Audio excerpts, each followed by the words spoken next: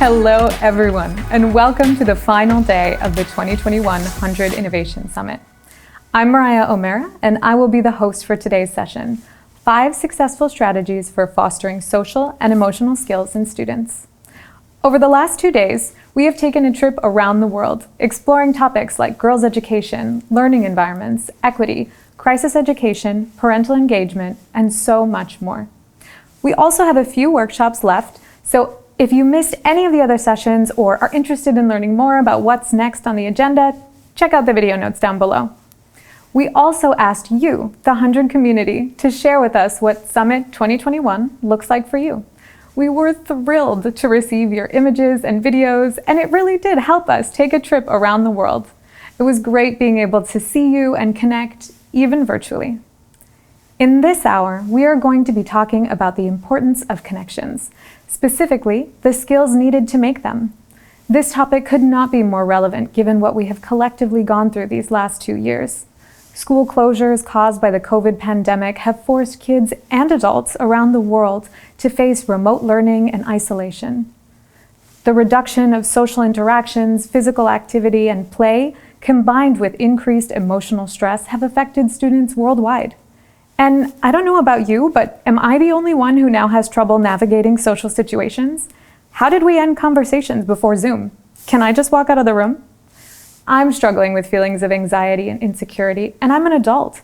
But what about young children who are only now starting to learn how to manage emotions, set and achieve goals, skills that are essential to succeed both as an individual and as a society? That's why this year, with the support of our partners at the LEGO Foundation, we called upon education innovators from around the world fostering social and emotional skills in students to share their work with us. Over the next 45 minutes, we are going to share with you more about how this spotlight came to be, announce the 13 selected innovations for the Social and Emotional Learning Spotlight, and sit down with the LEGO Foundation to unpack 5 key insights from the Social and Emotional Learning, or SEL, Spotlight Report. We are so excited to share this resource with you. So be sure to stay tuned until the end to be the first to get access to the SEL Spotlight Report.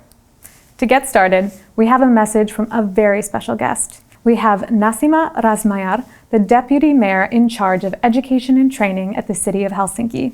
Nasima has been a member of the Helsinki City Council since 2012. She was elected to Parliament in 2015 as Finland's first Member of Parliament with a refugee background, and she left the post of Member of Parliament after being elected Deputy Mayor of Helsinki in 2017. She is going to tell us more about how the City of Helsinki has been prioritizing the social and emotional development of students. Over to you, Nasima.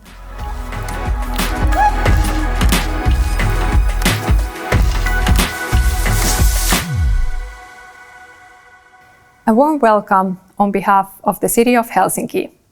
Today's discussion is also part of the Helsinki Education Week, a week-long celebration of education for anyone and everyone interested in the future of teaching and learning. We've had a great week so far, innovating and networking together. In Helsinki, we want to be the best and the most equitable place to learn in the world. We educate future citizens and teach them the future competencies and capabilities that will be at the core in creating a good life. Helsinki participated in a vast international survey by the OECD that studied learners' social and emotional skills. According to the results, curiosity, persistence, and trust affected children's learning and academic success in Helsinki the most. These are the kind of social and emotional skills that help us shape a world where well-being and sustainability for ourselves, for others, and for the planet is achievable. The social and emotional skills and future skills go hand in hand. They are all skills that can be taught and learned actively for a better future. In Helsinki, we have placed them at the core of all learning. I wish you all an innovative and creative discussion that is full of ideas with future skills and sustainable development in education. Thank you so much, Nasima, for joining us today and for sharing a bit about what the City of Helsinki has been doing to support the social and emotional development of its students. Now, as you can see, I am joined by HundrED's education specialist and my twin for the day, Clara Garcia Millán, who is instrumental in the creation of this project. Clara is going to tell us more about the methodology we used to create this report and how the selection process was a little bit different from some of our other projects. But before we dive into all that, let's take a step back. Clara, can you first tell us what is social and emotional learning? Thank you, Mariah. It's so great to be here today talking about such an important topic because social and emotional learning, or SEL, is an integral part of education and human development. For this spotlight, we define social and emotional learning according to the CASEL framework as the process through which all children and adults acquire and apply the knowledge, skills, and attitudes to develop healthy identities and manage emotions. Thank you, Clara, for giving us some context around the topic.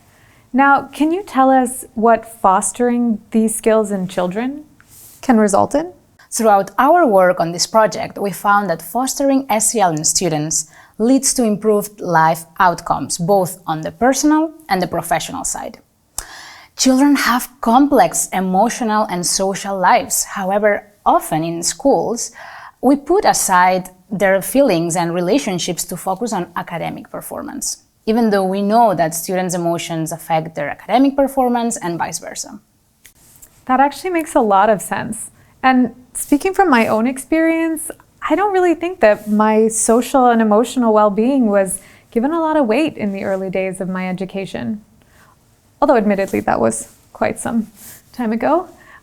Clara, can you tell us what are some of the major challenges in implementing social and emotional learning programs in schools today? Sure. 3 challenges that really stood out to me during this research process are, first, the fact that traditional views on discipline to control children's behaviors is still the norm in many schools. Second, SEL is not only about the student. In order to develop social and emotional learning effectively, we need to take into account learning environments and all the people surrounding the child, like the teachers, the parents, principals, and the larger community. Finally, SEL requires teacher training. And as a teacher myself, I never received much training on how to foster social emotional learning in a classroom. It is up to the policymakers to make sure that this is a priority. And I would encourage everyone to read our report to find the answers to all these challenges. Thank you, Clara. And we will be releasing that report at the end of today's session, so don't go anywhere. Now that we have a bit of context around why this topic is so important, I'm interested in hearing more about the report. Clara, can you tell us just exactly what we were looking for in the innovations who applied to this spotlight? We used the CASEL framework to identify and highlight innovations that focused on the 5 CASEL competencies of self-awareness, self-regulation, social awareness, relationship skills, and responsible decision-making. Now, Clara, am I right that we implemented a few changes to the research process on this one? Yes, that's right. We actually tested out a few things for this project. First of all, we surveyed experts on SEL, which helped us acquire a deeper understanding of what SEL is and how to promote it. From this information, we created the criteria to select innovations. The second iteration in our process is the questionnaire to innovators. We created this step in order to gather more evidence on their SEL practices, methods, and monitoring and evaluation processes, which makes our selection process stronger and more evidence-based. And we actually received positive feedback from the innovators themselves, as the questionnaire was created with a formative intention. In other words, we wanted to offer them an opportunity to reflect on their practices to help improve their innovation. We hope to continue using this format in our upcoming spotlights because we are always working to improve our process, and we are so grateful for the support of our partners at the LEGO Foundation. Amazing. And I like the new process. So in the end, over 310 innovators from 58 countries submitted their solution to this spotlight. And with the help of the LEGO Foundation and our advisory board of experts, we were able to narrow down this list to just 13 of the most impactful and scalable innovations fostering social and emotional skills in students. Now, this is the moment we've all been waiting for. It's time to reveal the selected innovations. We are trying out another new format for this one.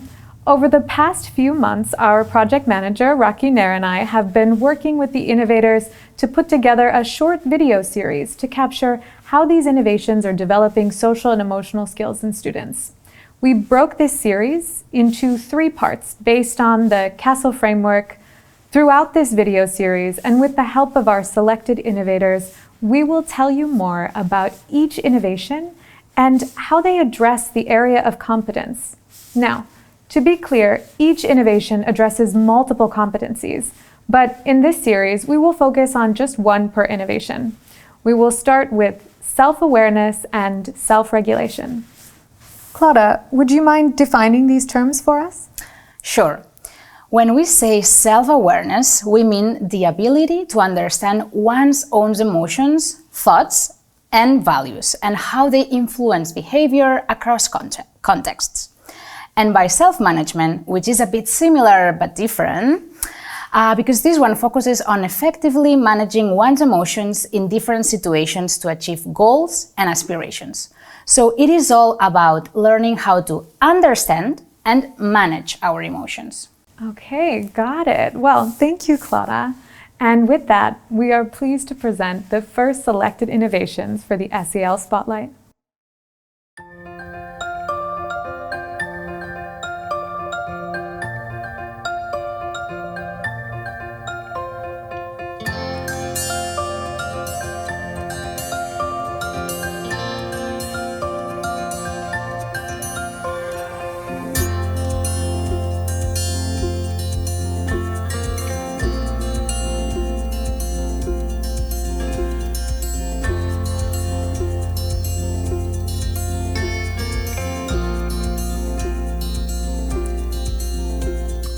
Cuando empecé a desarrollar autoconocimiento, autorregulación, empatía, todo cambió. Había dado al clavo en lo sustantivo, las habilidades para la vida, esas que podía llevar conmigo con o sin títulos, en una u otra profesión o etapa vital, que abonaban al bienestar, a ser mejor persona.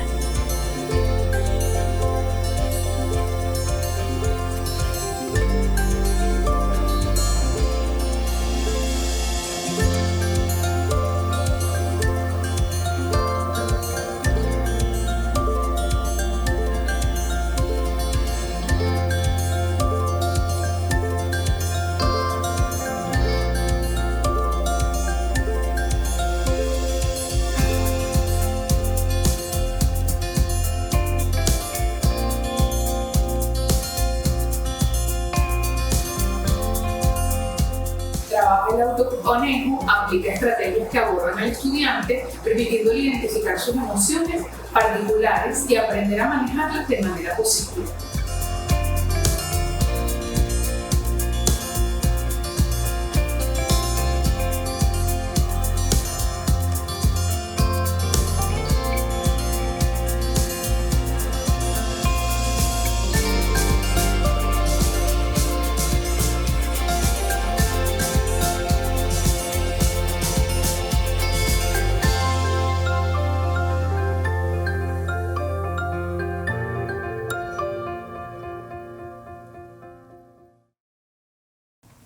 Wasn't that great, Clara? Yes. In that video, we heard from Education for Sharing, Colors of Kindness, Aulas de Paz, and the Nigerian Social and Emotional Learning Project. But what really stands out for me is that all of these innovations focus not just on the students, but on the teachers as well. That's right. One of the findings from the report is that there were a lot of innovations focused on training the teachers. As I mentioned before, this is extremely important to implement SEL effectively in the classroom and the whole school. Sort of like how on airplanes they tell you to first secure your own oxygen mask before helping others, right? Exactly. It looks like a few of the programs from this video deal with crisis education in low-resource areas, too. Yes, actually implementing SEL projects in contexts where there's a history of crisis and violence, it's essential to build resilience and the capacity to overcome challenges for young people. Okay. Now what are we talking about next, Clara? In the next video, we explore how some of our innovators are building students' social awareness and relationship skills. I can't wait to see the next one. Let's go.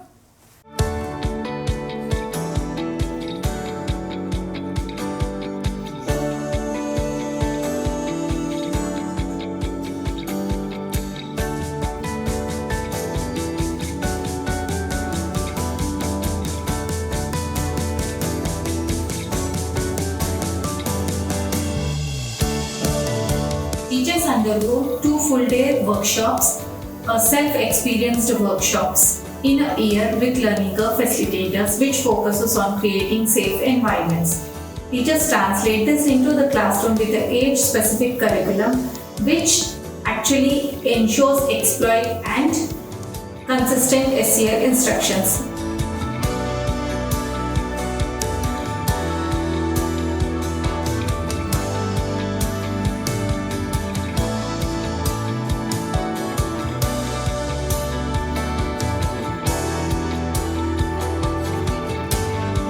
In Their Shoes brings social-emotional learning at the entire school community, students, teachers, families, and school staff.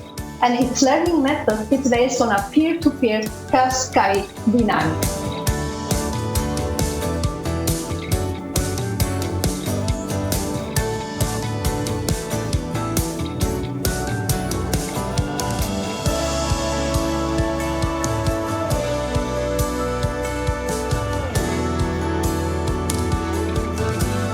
So building Lego models together with a shared purpose, it might give young people the chance to develop social confidence in social situations and feel less anxious in social situations.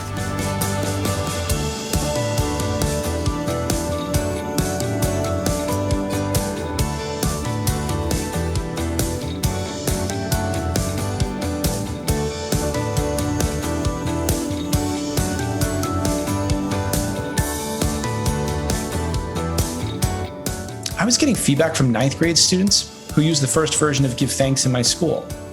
When I asked Maria what she thought, she started quietly crying. I asked if she was okay, and she responded, "I just didn't know some of these people even knew who I was. I feel like they see and appreciate the things that I do."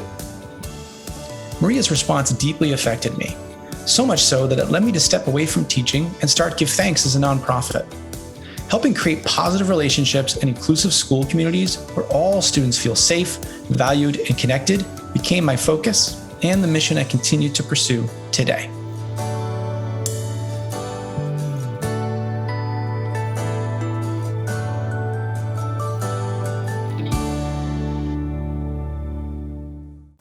In that video, we heard from HundrED, In Their Shoes, the Brick by Brick program, and Give Thanks.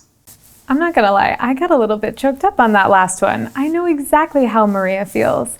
And after the year that we've been having, this is particularly relevant to feel seen after we've all been so socially isolated this past year. Exactly. I just love the idea of giving thanks for what you are grateful for and letting your peers know. This practice makes everyone feel so loved and part of the group. So, as we can see in all these innovations, SEL is necessary to foster an environment of safety, equity, and inclusion. An environment that is responsive and sensitive to the diversity of the context and the needs of every child. Yes, it is so necessary, not just for students, but for everyone. I would actually love to hear from our audience. Who are you grateful for? I'm grateful for you, Clara. And so grateful to the LEGO Foundation and the entire HundrED team and our amazing video editing team. Tell us who you're grateful for in the chat. And while you do that, let's check out our third and final thematic video.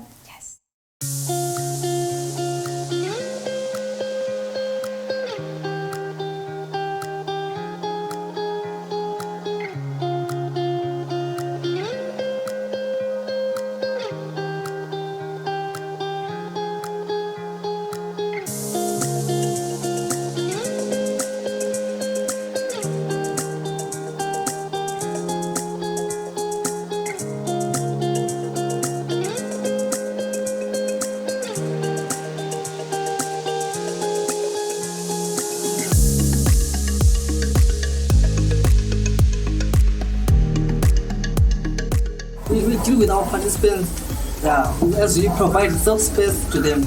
We want them to have confidence so that they can be able to talk with us and be able to talk anything that they want to share with us. As a result, our participants are resilient, able to make independent decisions, and they are also able to identify their star supporters.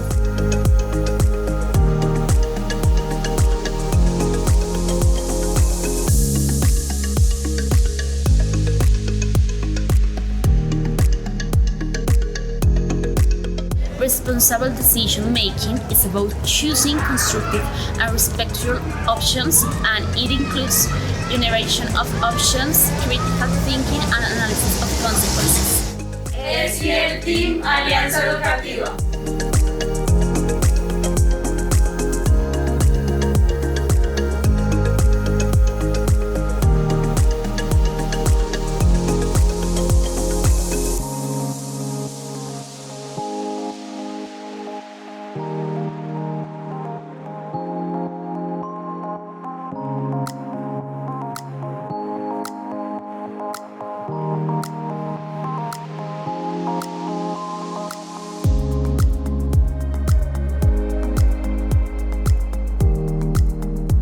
where our children think about, reflect on and analyze past actions, things they're deciding on right now, and ultimately drive them to think about why are we even coming to school? What is the purpose of my life as children grow older?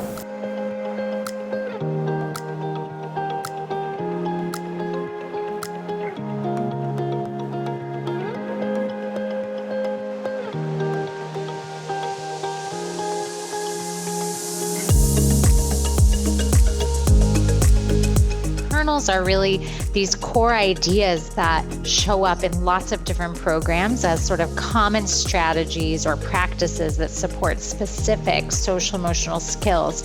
And what's great about them is that many of them can be done in 2 or 5 or maybe 10 minutes. And so they can be used with a lot of frequency and a lot of flexibility. Teachers can really decide when to use them in their classroom during transition times or as a break or when something comes up that needs to be addressed.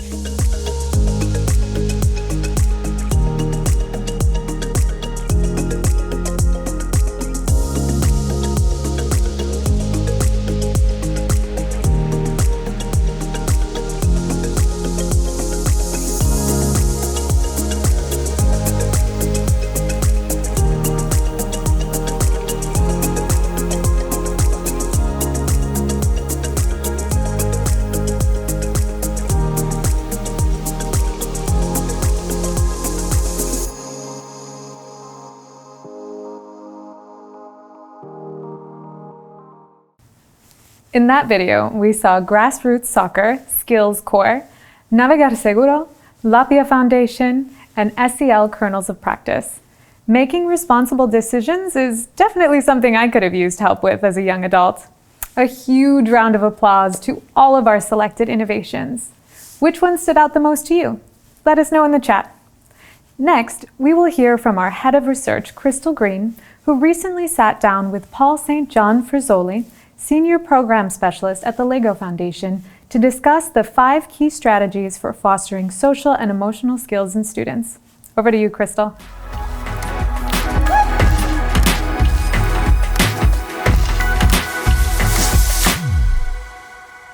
Thank you, Mariah, and thank you, Paul, for joining us. we thought we'd start off the conversation with some personal stories and our own experiences of SEL. So I was wondering, Paul, if you could tell us about a time in your education when you learned about the importance of emotions and relationships in learning. Yeah, thanks, Crystal. That's a great question. That makes me think about my first year in high school. I was taking French class and I really, really loved French. And one of them, and my teacher, she wanted us to do a project on different regions in France. And we had to do it with one other person. And it was a project where you had to do the research yourself. You had to think about how do you collaborate and work together. And then you had to put a plan together and execute the plan. And then not only write a report, but then do a presentation in front of our peers, as well as cook a specific dish.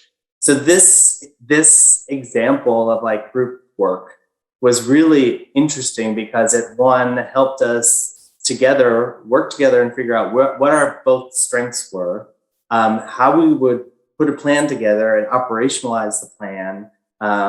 We had to listen to one another to ensure that we were both on the same page around what we wanted to research and how we wanted to present and what we wanted to cook. And then it involved things like emotion regulation skills, where when we were presenting, we had to stand in front of the class, manage our emotions, feed off of each other's emotions, read each other to be able to support one another. And then in terms of cooking, that was another situation where we had to use our attention skills and our listening skills to kind of follow the recipe, do something new that we've never done before, and be able to regulate our emotions to make that dish and present it to our class. So that example makes me think really about the importance of social emotional learning.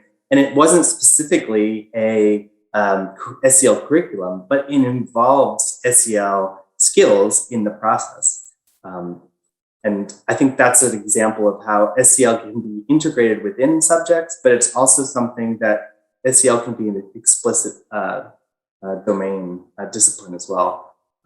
I'd love to hear one of your school-based experiences, Crystal, or that looked at SEL and emotions and collaboration. Thanks, Paul. I just want to comment on your story because that was one of the things that was so exciting for me to see in this spotlight, were so many examples like yours where the curriculum was maybe about arts or about language or about like grassroots soccer where it's about sport, and they're creating those moments within the curriculum in the classroom to have students collaborate together, to have students be creative together, and then through that, like your experience where you're learning about that, I think that was a real aha moment for me and so exciting about this spotlight. So it's nice to hear that story that you had that experience also. If I think about my own experience, I feel I really struggled with this question because I feel like social and emotional learning, the kind of at a curricular level, wasn't really part of my education. I had really fantastic and caring and attentive teachers, but I really struggled to think about a time where we had that conversation in class around our emotions and how that's connected to our learning. So my first experience of this was really as a mom in Finland when my son was 6 years old. And when they're that age, they start preschool. So they kind of start formal education at 6 years old in this preparation for first grade, which they'll start when they turn 7. And so one of the days, at the end of the day at pickup, we would always have these short conversations with the teacher, just kind of like, how did the day go? How are the kids doing? And one day we came to the yard and the teacher she ran up to me. She was so excited and very eager to tell me about what had happened that day because my son had this kind of breakthrough in regulating his emotions at school. They had been playing some kind of organized team game outside during the class, and my son had I'm not exactly sure, remember what happened, but he had lost a point or something, he had failed in that moment, and he was really upset and he was really overwhelmed, and he had previously he had been crying when this kind of thing would happen. But in that moment, in this anger, he just decided that he was going to go walk over to the swings and swing by himself, and he was the teacher was so thrilled that he had this moment of like learning self-regulation. He had calmed himself down, and then he had decided to rejoin the game after that. And she was saying that like these social skills are the most important things that the kids can learn at this age before they start school. And she had really been like teaching him those strategies of what to do in that moment when you feel overwhelmed. And for me, it really brought home this message that like social and emotional learning begins with the adults. It begins with the teachers focusing intentionally on prioritizing SEL skills and communicating these moments also with the parents and how important that is. Yeah, it was a nice moment. But I thought we could kind of bring our personal experiences kind of outward to this kind of global solutions and think about this kind of overall context. And if we could talk a minute, Paul, if you could think about giving us kind of that overall context, how identifying global solutions to social and emotional learning, particularly when we think in light of the pandemic, the COVID-19 pandemic, how is SEL relevant to the challenges that education systems face today? Yeah, that's a really good question. And we're definitely living in extraordinary times.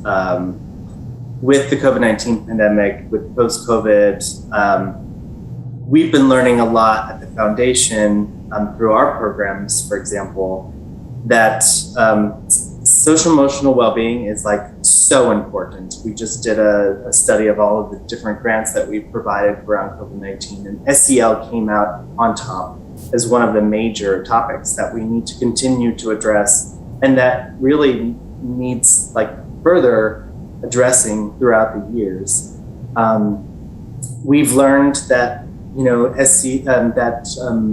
COVID has really isolated many children where they haven't been able to socialize and build those really important social skills, where there's really challenging situations happening within children's homes because of COVID, where family dynamics also may have shifted, and where those skills like emotion regulation skills that you were talking about earlier are things that may not be focused on. And right now is like a moment where SEL is like at the forefront for all of us to kind of get out of this crisis for our own well-being, but also that we're recognizing that this is something that really needs to be part of curricula. That, as you had said in your classroom experience, in my classroom experience, maybe SEL wasn't explicit, it was kind of like a hidden curriculum, but now it's just really not so present in the types of education systems that we're seeing today in general. There are some great education systems that are really focusing on SEL skills. And I think that's something that we need to continue to promote now that we're learning that in certain contexts, children's social skills have declined. They're experiencing heightened sense of stress and distress, and that's also impacting children's cognitive abilities, their abilities to learn things like reading or maths, and social emotional learning has been shown to be able to support cognitive skill development, but then also other life trajectory outcomes that are so necessary, like academic achievement, our own health, and our ability to persevere in really challenging, difficult times. And social emotional learning really builds upon our resilience to be able to bounce back or bounce forward where really challenging times hit us. Yeah, I totally agree. You hit so many of the points, and I think, thinking about you mentioned how the kind of context of education today, that maybe this is something that we don't see as central in the curriculum. And I think, it's relevant to take this question back to how we think about the purposes of education, because I think that when we think about kind of how it is that this conversation about the importance of SEL has emerged as a focal point in our conversations, I think, maybe there are two points. And one is that, like you were saying, in many schools, the sort of academic preparation has been seen as sort of the purpose of education, and this question about preparation for social life, and, you know, for broader social participation has been kind of secondary. So I think that thinking about this interface between attending to students' social and emotional well-being and also attending to their academic performance, that on the one hand, we need both of those, but also, like you said, that we know that one impacts the other. We know that student social and emotional well-being is also important for their academic performance. So we see that we really need both of those in tandem.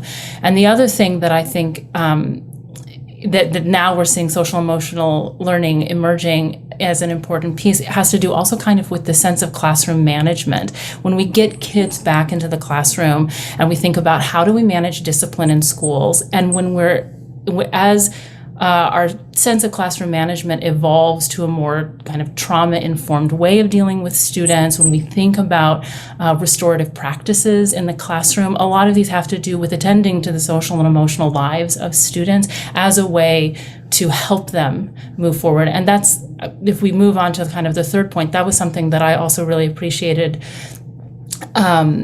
in some of the innovations that came through, was that they were implementing SEL projects and programs in conflict areas and also in post-conflict areas. So some of these innovations really highlight programs and contexts where there are histories of violence, where there are educational practices that are really attentive to these local realities. For example, the Nigerian Social Emotional Learning Project and Aulas de Paz, like both of them, like they really make clear that they are attentive to domestic abuse, to violent bullying, and the context of the schools.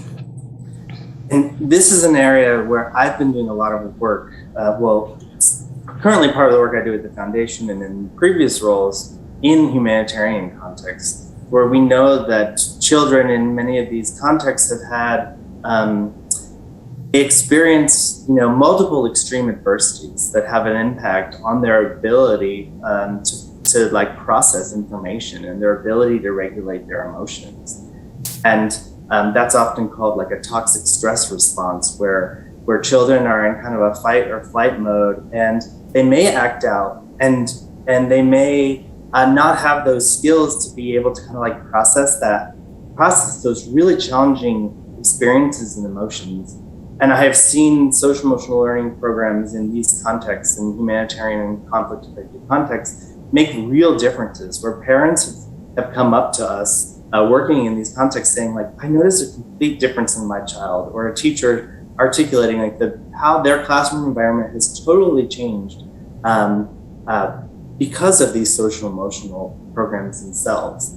And I'll maybe shift a little bit more to one of the other findings from the spotlight, was that a social emotional learning program is only as good as the support we provide to teachers if we're talking about SEL programs in classrooms. So teachers not only need high quality, continuous professional development on social emotional learning, like what it is, how to do it, support that they can get when children are experiencing some heightened signs of stress that maybe that classroom can't provide, but that other specialists can provide. So teachers really need kind of like that cadre of support around these types of programs, but also teachers themselves need social emotional support. I mean, I don't know about you, but in COVID-19 situation, I needed a lot of different social emotional supports, and I was very grateful that I had a variety of different resources at my that I could pull from.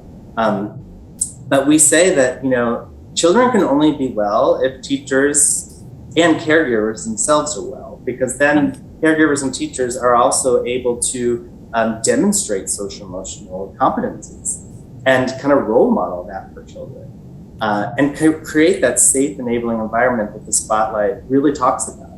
That it's only when SEL is done in a nurturing environment where there's that modeling from teachers that we can see like real results happening for children and real changes happening for children in their social emotional well-being.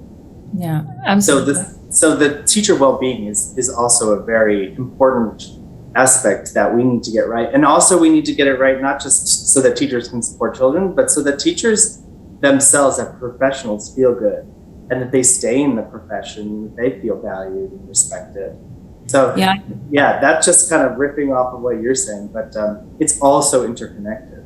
Absolutely. Yeah, I think one of the innovations that I was so impressed with is Navegar Seguro, and they are in their explanation of what it is that they do, this piece about attending to the teacher's own social and emotional learning is so central, that understanding of what they're doing, that it's not just about giving the teachers a language to talk about, what it is, which is also important. And it's not just about developing the students' own emotional regulation, but also that the teachers themselves have that time. And I really appreciated what you said also about, these programs, some of the programs that were highlighted are bringing in psychologists also to recognize, like you said, that the teachers really need this sort of diverse support system so that they attend to their own social and emotional learning, but also that, teachers are often expected to kind of be everything to all people all the time, but then to have these programs which are drawing on, specific expertise, specific support networks, and also implementing the curricula kind of in these whole school programs. I think that was another piece. When we think about teachers, it's not just individual teachers in the classrooms, but if we think about like Accelerate and Aulas de Paz and Educating for Wellbeing and the Labaya Foundation especially, they're looking at these kind of whole school implementations of SEL. And I think that's really important. These innovations that recognize really that adults are the linchpin, but not just one teacher, but this whole system level. Yeah, I think that also just makes me think about, it's really necessary in SEL programs that there's like a diverse method of delivering these programs. And we saw it in the spotlights were related to like putting SEL into sports or into the arts. Which is so fantastic. It's another way for children to be able to kind of experience these types of these disciplines, but that are really ripe for like social emotional learning, but we may not think about it. And then also in like, it doesn't have to just be in the classroom, right? This could be a whole school approach, so that it creates that whole school nurturing environment that supports children's well-being. And the other thing that I thought was really fascinating with the SEL Kernels approach was like they really recognized that teachers have a lot on their plates already, and for them they're thinking, oh well, what can we give to teachers that are like bite-sized that they can do in transitions from one academic discipline to another? How can they infuse the kernels into like a reading program or a math program?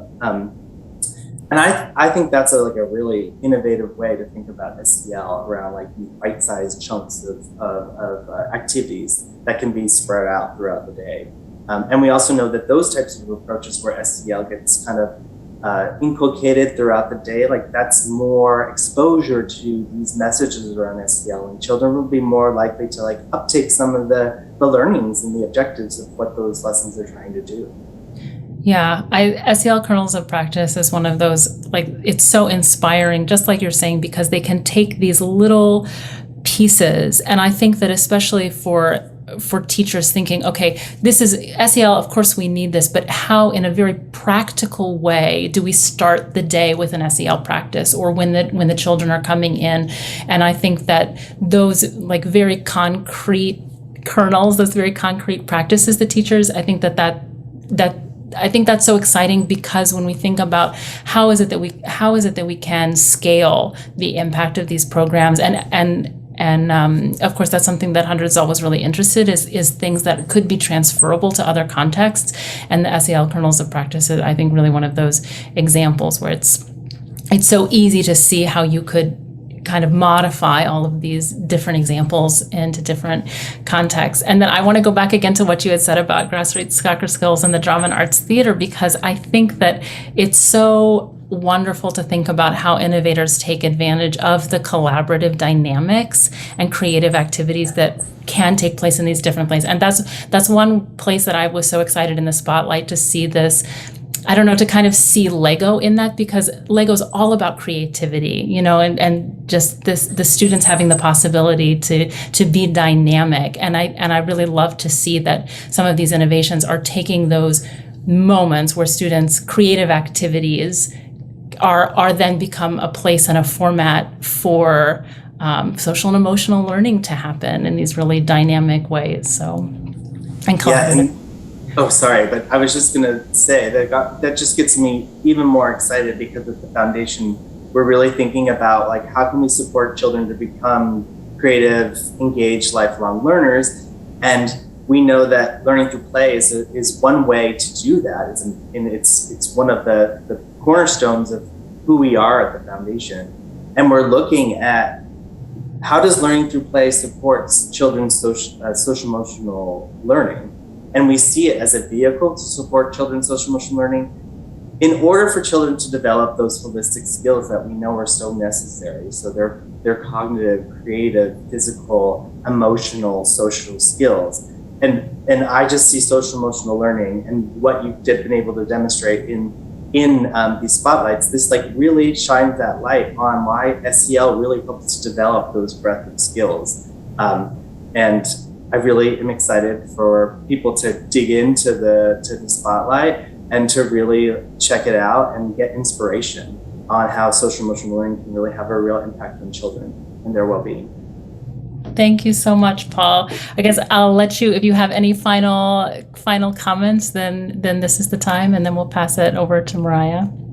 I think the connection between SEL and learning through play and how that supports children's holistic skills, I think this is something that is like super important right now in COVID-19 and post-COVID world. And I think these innovations are going to gain so much traction to support scaling of programs like these. And we're really hoping that they inspire policymakers and educators and parents around the world to really like translate the ambitious commitments of social emotional learning for systemic change within education systems. And again, by doing so, we think this can really support a world in which children can be creative, engaged, and lifelong learners. So thank you for having me today. Thank you so much, Paul. This has been really wonderful to get to have this conversation with you, and the spotlight has really been enjoyable. So thank you also to the Lego Foundation, and we will pass it back to you, Mariah. Thank you, Crystal and Paul. With that, we have just about reached the end of our program for today. We heard from Clara Garcia Millán about the HundrED research process, and we announced the 13 selected innovations for the spotlight. In addition, we heard from our partners at the Lego Foundation, who discussed our learnings from the report. We are so grateful to you for joining us here today. And we would like to offer another round of congratulations and a huge thanks to the innovations selected for this spotlight for creating and sending over such incredible video material in such a short period of time. If you are still hungry for more, stick around, and we have a few summit conversations left, led by our HundrED country leads. We also have an innovator workshop hosted in partnership with InHive on the topic of networking. These sessions will not only give you the chance to learn about topical themes in education, but also engage with like-minded individuals throughout the HundrED community. And we really hope to see you there. We're going to close it out with one final film highlighting the collection. So building Lego models together with a shared purpose, it might give young people the chance to develop social confidence in social situations and feel less anxious in social situations. Cuando empecé a desarrollar autoconocimiento, autorregulación, empatía, todo cambió. So let's say a child is frustrated or angry. Well, that's okay, but learning how to manage that emotion and express it and communicate it effectively is something that they need to learn. We do with our participants, as we provide safe space to them. Where our children think about, reflect on, and analyze past actions, things they're deciding on right now, and ultimately drive them to think about why are we even coming to school? I was getting feedback from 9th grade students who used the first version of Give Thanks in my school.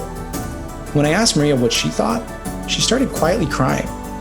I asked if she was okay, and she responded, "I just didn't know some of these people even knew who I was." Helping create positive relationships and inclusive school communities where all students feel safe, valued, and connected became my focus and the mission I continue to pursue today.